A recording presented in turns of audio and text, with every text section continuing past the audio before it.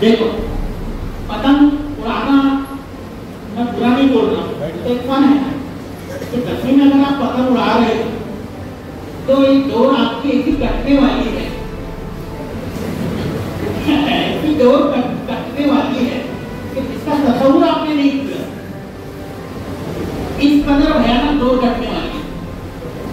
आप क्योंकि डोर कटना ही तो वो एक सिंबल है यहाँ, और वो डोर कट जाए, लेकिन उस डोर को थामे रखने के लिए अभी फिलहाल आपको पतंग की डोर को आप नहीं लगा रहे, ये बहुत जरूरी है।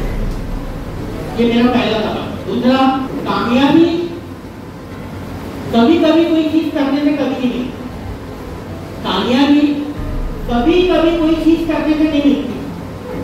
आज ये करेंगे, आप सोचे कि मैं कामयाब हो जाऊंगा, नहीं।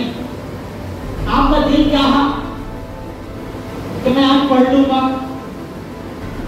तो आप सोचे मैं कामयाब हो जाऊंगा, ऐसा नहीं। कामयाबी कभी कभी करने से नहीं मिलती है कोई चीज, बल्कि किसी काम को पूरे काम के साथ मुसलसिल करने से कामयाबी है, ये बहुत है। और वो मुसलसिल काम की तवक्को यहाँ पर आपसे हैसियत एक तालिब इल्म की जा रही है। वो काम कौन सा है? पढ़ाई।